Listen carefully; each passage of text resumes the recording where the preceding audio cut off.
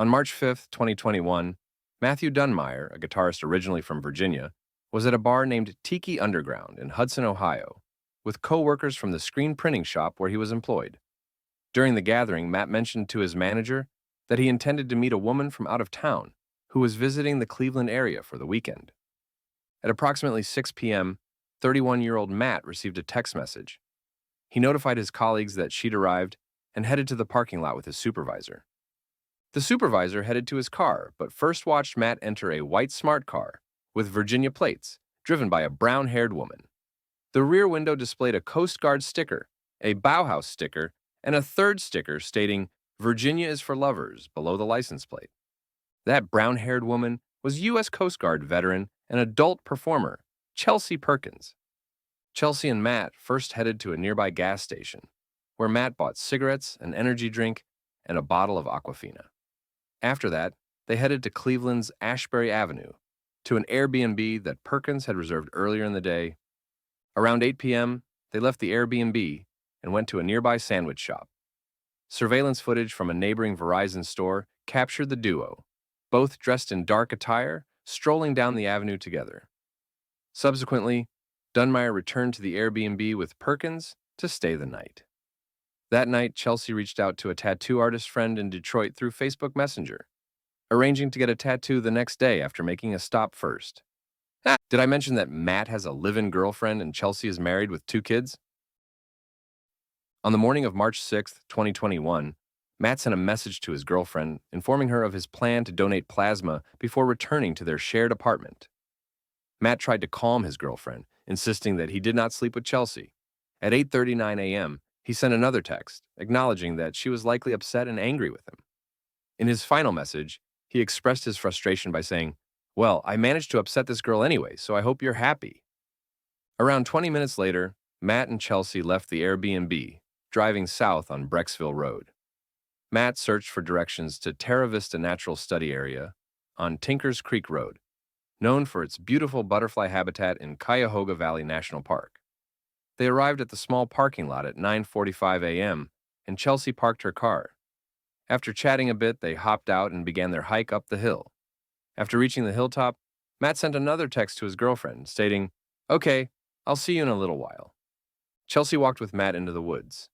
Once they were far enough away from witnesses, she, allegedly, placed the muzzle of the pistol against the back of Matt's head and pulled the trigger. She then left him in the woods where he fell. Meanwhile, around 10:30 a.m., another couple, we'll refer to them as the Smiths, arrived at the parking lot of the Terra Vista National Study Area. They noticed a white smart car with a military bumper sticker parked but unoccupied in the small gravel lot. They proceeded up the hill to hike through the nature preserve. At approximately 11:30 a.m., the Smiths heard a gunshot, prompting them to leave the area. As they made their way back down the trail, they passed the white smart car, returned to their vehicle, and departed. The Joneses, another couple, were hiking through the Terra Vista study area. Coming out into the clearing, the Joneses came across a young woman alone in the woods. The woman, with dark shoulder-length hair, informed them that she was lost and looking for the nearby Pilgura Cemetery. The hikers found it unusual that she was dressed in all-black attire, including high-heeled knee-high boots instead of hiking gear. Describing her as confused and showing no emotions, the couple found the encounter peculiar. The Joneses invited Chelsea to follow them, and they'd show her the right trail. When they came to a fork in the trail, Chelsea was pointed down the path that led to the cemetery. No one saw her in the area after that. Perkins left Cleveland around 1 p.m. and headed west on the Ohio Turnpike. There, the car, which was registered in Perkins' husband's name, John, turned north toward Michigan, and ultimately arrived at Family Inc., a tattoo parlor, located at 4219 Highland Road in Waterford Township, Michigan. In the early morning hours of March 7th, Chelsea Perkins left Michigan, heading east. She traveled through Ohio and exited the turnpike in Somerset, Pennsylvania. At approximately 11 a.m. on March 9th, a group of hikers made a grim discovery in Pilgura Cemetery. They came across the body of a deceased man and immediately contacted the Valley View Police Department. Officers arrived promptly and identified the man as Matthew Dunmire, thanks to an ID card found in his pocket. Matthew Dunmire was dressed entirely in black. Fingerless gloves, a leather jacket, a hoodie, jeans, and boots. Beside him lay a plastic Aquafina water bottle.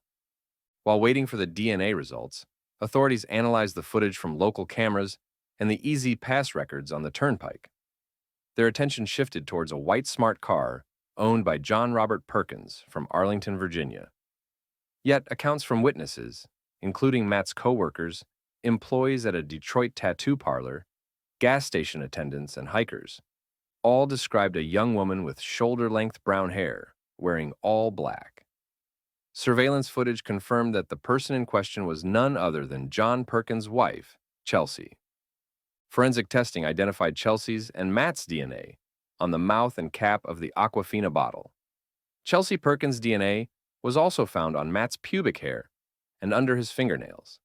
An autopsy determined the cause of death to have been homicide by a single gunshot wound to the back of Matt Dunmire's head.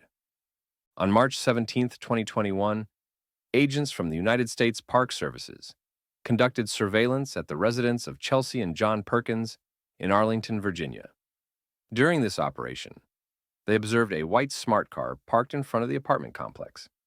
Notably, the agents identified that two distinctive bumper stickers had been removed from the vehicle, including a "Virginia is for Lovers" sticker, which had been previously captured on security cameras along the Ohio Turnpike.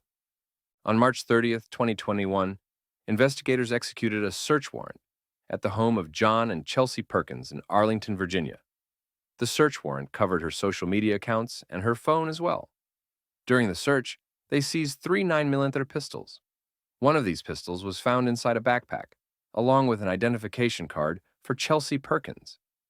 A subsequent ballistics test revealed a crucial piece of evidence. One of the seized guns was linked to the bullet recovered from Matt Dunmire's skull. This connection provided investigators with a significant lead in their case. FBI agents say they subsequently unearthed a draft of a suicide note on Chelsea's phone, which she attempted, unsuccessfully, to delete, suggesting Chelsea planned to cover up the crime by making it appear Matt had killed himself. If you are reading this, it is too late. I'm sorry I beat you and I raped a couple of chicks years ago. I am a shitty person and paid for my sins with blood. I've decided to leave this cruel world. Sorry I didn't warn you first. They also uncovered a series of private Instagram messages between Chelsea Perkins and another user roughly a week before Matt was killed. Chelsea appeared disturbed that the social network's algorithm had suggested Dunmire as a friend. "That guy is a walking turd," the Instagram friend responded. "LMFAO," Chelsea Perkins replied. "I don't know how people still fuck with him." "Me neither," the other user wrote back. "Like, how the fuck does he live with himself?" After some more back and forth, Perkins said, "He will get his someday." "Yes, he will," the other person wrote. "Karma is an evil bitch." 4 days later, Chelsea Perkins re-established contact with Matt Dunmire via Facebook Messenger, using her stage name, Selena Savage.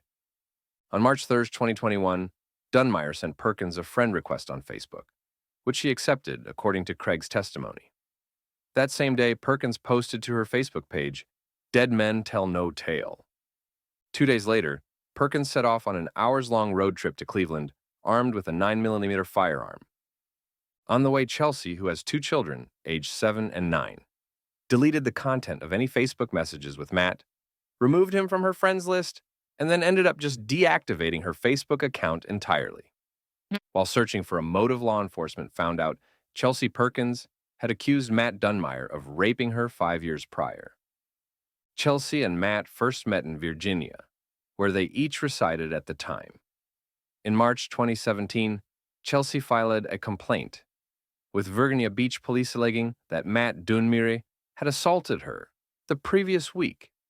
The investigators, during their investigation, did not feel that there was enough evidence to go forward with a prosecution of sexual assault, so Matt was not prosecuted for the alleged rape of Chelsea. So, allegedly, she took matters into her own hands. In Virginia, many miles away from the murder location, Matt Dunmire's parents, Tommy Lynn Dunmire and John Nelson McQuillan, were distressed by the lack of updates on the investigation. Both the FBI and local law enforcement were keeping information confidential, and the surveillance on Chelsea Perkins went unnoticed by everyone. Tommy's frustration led her to launch her own investigation, but as she delved deeper, her mental health started deteriorating. She suspected that one of Matt's ex-girlfriends was the one responsible for the murder. The burden of uncovering the truth weighed heavily on her, and sleepless nights became the norm as she combed through evidence and followed leads. Tommy found herself increasingly isolated, her relationships with friends and family strained as her obsession with the case grew. She formulated a plan to meet the girl she had located and persuaded Matt's father, John McQuillan, to help her with the next stage of her investigation. On November 5, 2021, John and Tommy traveled by car from Norfolk to the victim's home in northeast Washington, D.C. Home surveillance video shows Tommy Dunmire wearing a brown vest and brown baseball cap and carrying a cardboard box, knocking on the front door of the victim's home at approximately 9:25 p.m. Dunmire announced herself as a UPS delivery person, stating that she had a package for the victim. When the victim opened the door, Dunmire fired 2 shots from a silver revolver that she was holding inside of an opening cut in the back of the cardboard box. One shot struck the victim in the abdomen. McQuillan then drove himself and Dunmire out of the area and changed the license plates on their vehicle. They didn't get very far when the Metropolitan Police stopped the vehicle. They were ordered out of the car, but only John McQuillan complied. Tommy Dunmire refused. She then pulled out the revolver used in the shooting a few minutes prior and shot herself in the head. Tommy and her victim were taken to the hospital. 13 days later, Tommy, who now had pending charges, passed away on November 18th. Tommy had mistakenly identified the victim as responsible for their son's murder. The Washington, D.C. victim, a 30-year-old woman, was not involved in any way in Matthew Dunmire's homicide. She survived the gunshot to the abdomen. Tommy's accomplice and Matt's father, John McQuillan, was arrested in Virginia on March 11, 2022, and pleaded guilty as an accessory after the fact. He received a 42-month prison sentence and 3 years of probation. Chelsea Perkins was taken into custody in Florida on December 9, 2021, following her husband's relocation to serve in the Coast Guard.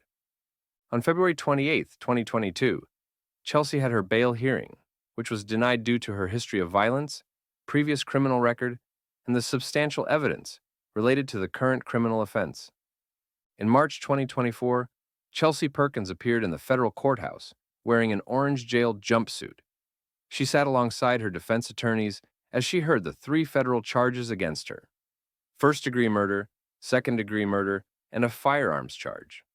Despite being offered a plea deal that could have resulted in 27 to 31 years in prison for first-degree murder, leading to her release at the age of 65, Perkins chose to reject the offer and maintained her plea of not guilty. The trial is set to begin in September. Matthew Dunmire obituary. Born November 26, 1989. Died on March 8, 2021, at age 31. Matthew John Dunmire, a resident of Cleveland, Ohio, and a former resident of Smithfield, Virginia, passed over to join his beloved grandmother, Bernadine Clara Dunmire, on March 8, 2021. Matthew was a free spirit who loved music, loved playing his guitar, and loved being with his friends. He will forever be remembered in our hearts. He is survived by his 2 children, mother, Tommy Dunmire, his father, John McQuillan, his aunts, Kristen Burford and Sandra Pollock, his uncle, Daniel Dunmire, his grandfather, Thomas Dunmire, and all of his cousins and friends. Tommy Lynn, Dunmire obituary. Born on April 28, 1967. Died on November 18, 2021. Age 54. On November 18, 2021, Tommy Lynn Dunmire left all of her pain behind and passed over to reunite with her beloved mother, Bernadine, and son, Matthew, who predeceased her. Born in Portsmouth, she grew up in Norfolk and attended Norview High School. After spending several years of her adult life in various locations around the country, she returned to the Tidewater region. She was formerly employed at H. Hunt Homes, responsible for procuring construction permits. She leaves behind to keep her memory her father, Thomas and Janet Dunmire, her brother, Daniel Dunmire, sisters, Sandra Pollock and husband, Tom, and Kristen Burford, Jeremiah, nephews, Mitchell, Bennett, Aidan, Hunter, and Conrad. Nieces, Julie, Madison, and Noelle. Her longtime friend, Teresa James, and former longtime companion, Ray Shackelford. May they rest in peace.